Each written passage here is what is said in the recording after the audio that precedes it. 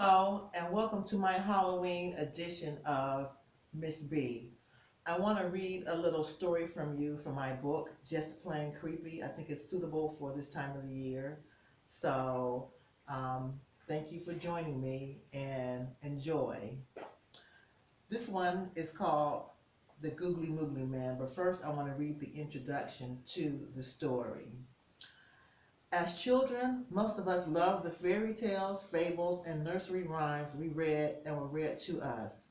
We were whisked away to magical, mystical, faraway lands where inanimate objects suddenly came to life and animals took on the persona of humans.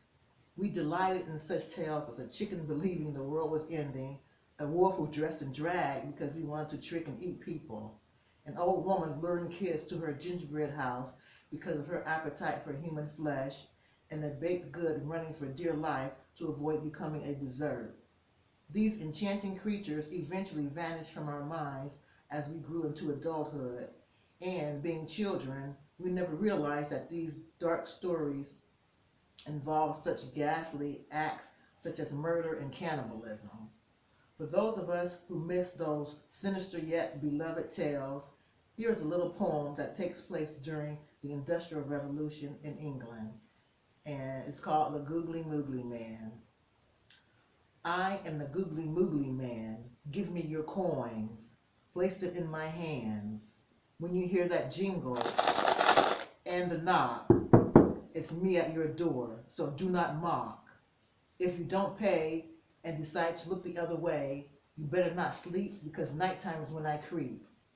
Dressed in black from head to toe, I am not your friend, rather I am your foe. My eyes are huge and crooked, and my back has a hump. When I walk with my cane, it makes a loud thump. Hair long, stringy, and white, with fingernails long and sharp, I'm a frightening sight. You may hide or you may run, but I'm sure to catch you, then I'll begin my fun. I'll break your bones and slice your throat. Coughing and gagging on your own blood, you'll choke. I'll crack your skull and split your wig, and then I'll dance my favorite jig. What happened to me, you may ask? It was really quite simple, not a difficult task.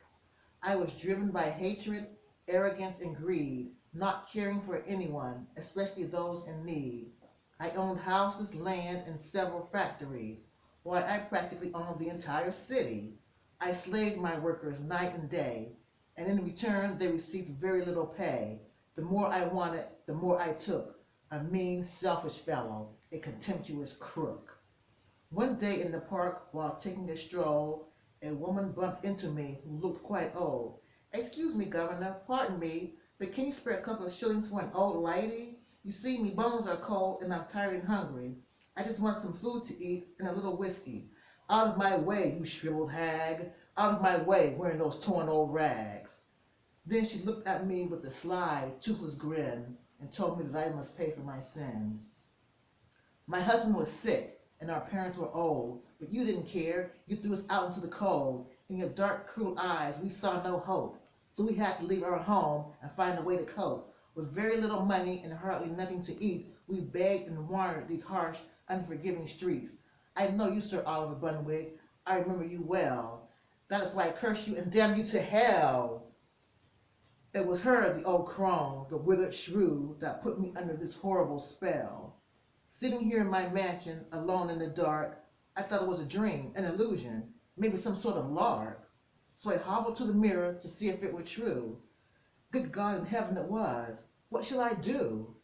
My once handsome features took on a new form, a horrific creature, not like the norm. With my body misshapen and my skin pale, ashen, and dry, for the first time in my life I wanted to cry. But I've made my bed, so now I must lay and wait for that fateful day when someone has enough courage to snatch my purse, full of money that I've frightened from others, to rid me of this curse. The end. I hope you enjoyed that, and happy Halloween.